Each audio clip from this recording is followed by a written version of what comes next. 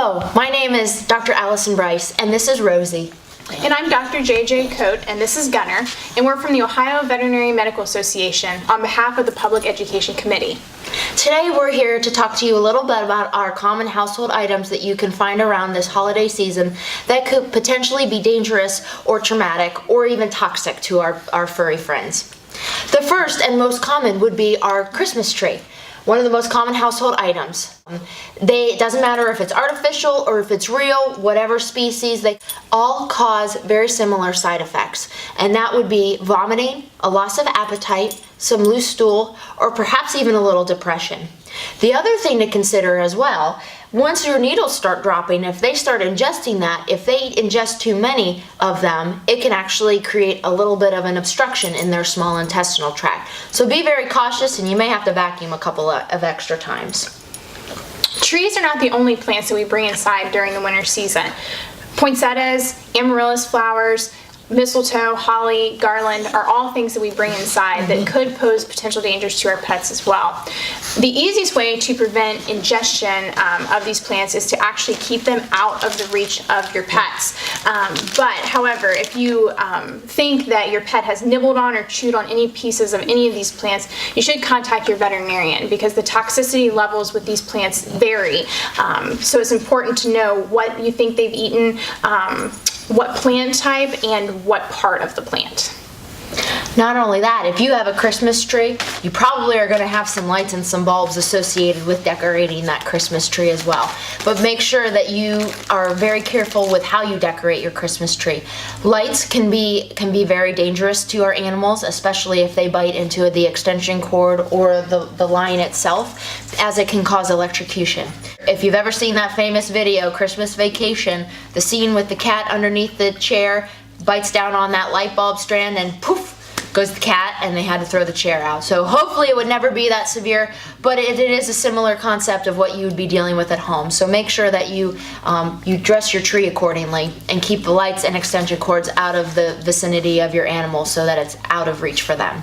The other thing is bulbs. We decorate our trees with either plastic or glass bulbs. So make sure that when you're decorating, you decorate it at a higher level than where they're going to be likely to either knock it down, like I just did, or potentially even ingest it. If it's glass, it can cause some major abrasions and be very painful as it's coming down their intestinal tract, as well as if it's plastic, if they eat a lot of it, it could potentially also cause an obstruction and also just make them sick in general. A little vomiting, a little nausea, as well as a little loss of appetite.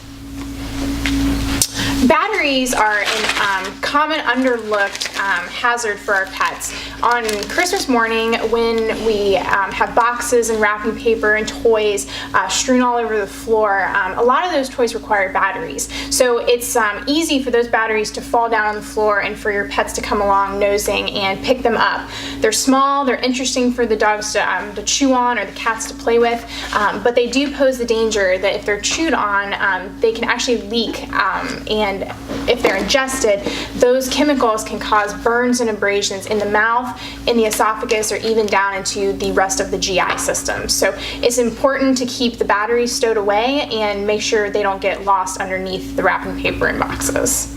Absolutely. Along with that would be tinsel and ribbon.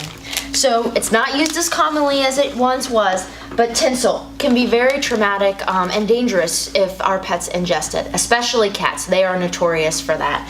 These long strands, if ingested, can actually get stuck in their stomach or their intestinal tract, and then it can create an accordion-like nature of the intestines, which can make them very, very sick.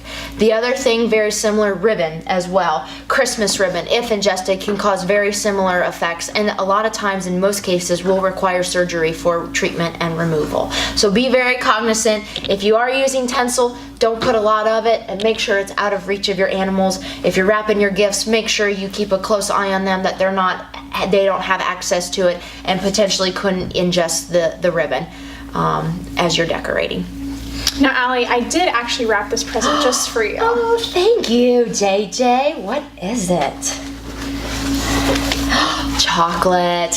Man, I, like the next person, love my chocolate, but chocolate doesn't love our pets. If our pets ingest chocolate, it can cause toxicities, and depending on the amount, the type of chocolate, and the size of our animal will determine the level of toxicity and potential sickness. Cocoa chocolate or baker's chocolate is the most toxic chocolate.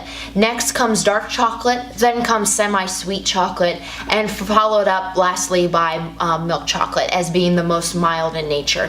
If our animals ingest this, clinical signs that you could potentially see would include vomiting, diarrhea, loss of appetite, or perhaps even a little bit of excitement, especially if there's caffeine within the chocolate. If more severe, either a larger amount of chocolate's ingested or the more toxic type of chocolate is ingested, or your pet's a little bit smaller in size, potentially more severe side effects would include muscle tremoring, seizures, or even cardiac arrhythmias. So be sure to keep your chocolate all out of reach of your pets this holiday season. I think it's important to remember that if you have questions about any of these products and your pet's exposure to them, that you should contact your veterinarian right away. If your family veterinarian is closed, there are many 24-hour facilities that you should contact as well. So a veterinarian can determine whether it's a serious issue or not. Seeking help early is going to ensure that you and your pets both have a happy and a safe holiday season. From us at Ohio Veterinary Medical Association, we wish you a happy holiday.